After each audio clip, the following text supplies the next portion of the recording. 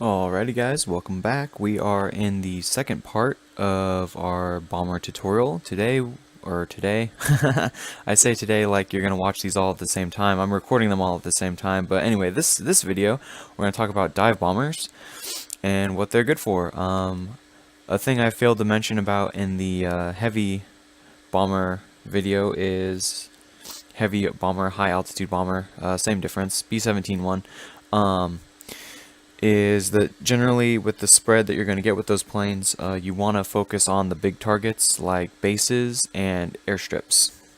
And that's strictly in an arcade sense, and in a historical sense, you can basically bomb pillboxes, moving ships that are very difficult to hit, which we will cover in the different section. But today we are talking about the dive bombers and what they're good for. And basically they don't have an amazing bomb load.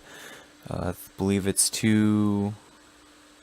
looks like one 500 and two 250s to me. And these guys do not drop their bombs straight. You'll notice there's no bomb sight. These guys primarily focus on moving targets, and here's why. So to do a successful dive bomb, you want to lead your target just a little bit, and right when you're about over it, then you drop down. This particular plane has air brakes, which is why I chose to feature it. And it looks like I lead it a little bit too much, but it doesn't matter. Or just get that view glitch, and you can lead your target very easily. And we retract our... Oh, I managed to drop my gear. Well, that was a very unprofessional run. It doesn't matter because I don't actually use dive bombers like hardly ever in my gameplay. I usually focus on low altitude bombing, which is my favorite, and because it's the most interesting to me. It's the most dynamic.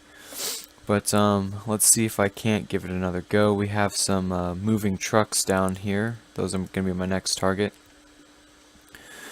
As you can see, we had an amazing altitude advantage. Now we've lost all of our speed and all of our altitude, and this is particularly why I personally don't like dive bombers, because I don't feel like they're as effective as other bombers.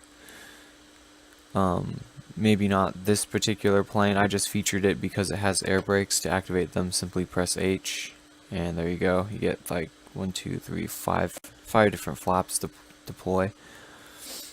Save my bacon, that's for sure. But anywho's, we're approaching target. We got our bombs up, and we got some moving trucks to kill. Gonna try to hit all 3 of them. So let's... Ooh, this will be a little bit tricky because they just turned, so they're gonna affect my approach. Again, hit the air brakes. Let's see here. How are we gonna get all 3 of these guys? So we're gonna drop. Oh, no way, we're gonna get all 3. But let's see how we did. Hey, I got one. So as I'm saying, this is what dive bombers are very effective at, is tracking moving targets, especially in a dive, right? So they're very good at this. Let's see, drop and drop. Should be okay. Ooh, I actually got hit by my splash a little bit there. And that's something we'll talk about when we get to the low altitude bombers, but that's basically how you would approach this kind of plane, especially in arcade. Just gain a little bit of altitude, probably about 1,000 meters or so, as much as you can, because obviously the more altitude you have, the better you're gonna be, because the longer you'll be able to have your bomb sights up. You want to be flying straight down. Get these bombs back up in 10 seconds or so, but you'll see like the bombs, they want to fly straight down, so the better you can get that, the more accurate you're going to be. You can see that with the bomb sight as well. See the well, you saw it initially when I tried to do my first run. It it kind of fluxed out. I'm gonna try to get it again, but no promises. But yeah, this is basically how you do a dive bomber. You kind of up and down, get as much altitude as you possibly can while you're reloading. And of course, this is going to be a super effective way of doing it in arcade. In realistic, it's going to be extremely frustrating because again, you only get your 3 bombs, and then you got to fly all the way back to base to rearm. So this is pretty much a arcade-only technique that you're going to be really finding any sort of fun and satisfaction out of. That's cool. That's cool. Arcade is fun. I personally stay away from it a little bit just because I don't like getting rammed. That's my biggest reason. But yeah, as you can see with this kind of bomb load, which is the maximum, it's 5, so I don't know, maybe 1,000-pound bomb load, I think. I'm not sure. I'd have to double check it, but basically with the maximum bomb load for this particular plane, the Dauntless, you can pretty much safely take out any medium level targets, meaning destroyers, cargo ships, pillboxes, potentially. Definitely light pillboxes, but yeah, see, the bomb sight isn't as accurate.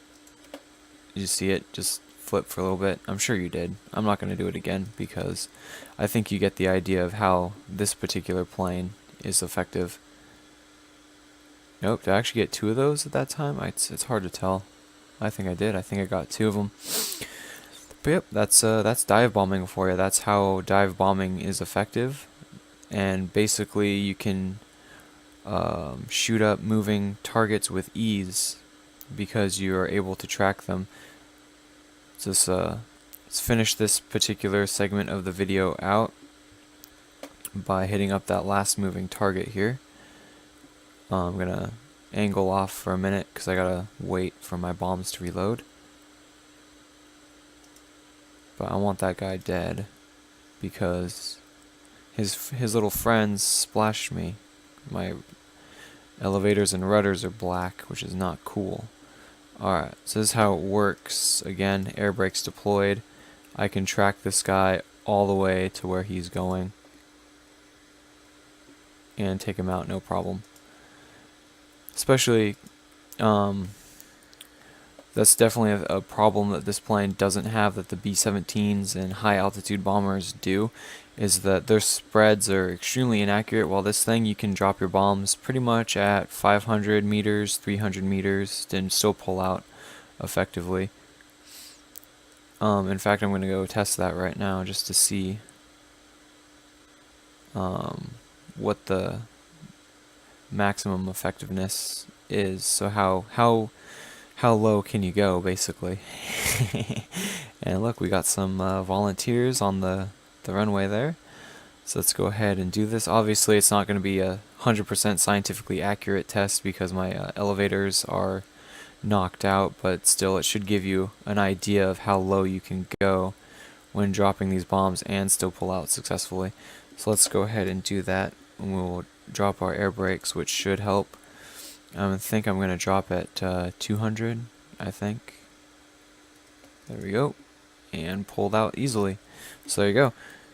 Only about half a second, no more than a second flight time, and those targets are cooked.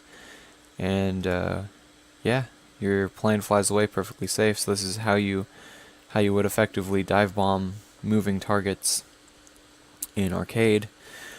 Works in realistic, but you're not going to have as much fun because your bombs don't reload in realistic.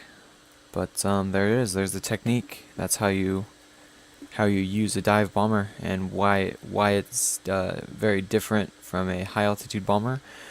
The spread's more accurate. Of course, you're lower, so you got to be a lot more careful about fighters coming down at you. Whereas a high altitude bomber uses its altitude to stay safe, but it sacrifices accuracy. This is kind of the opposite. It has very accuracy, or early again. It's very accurate in its drops, but it's also very low.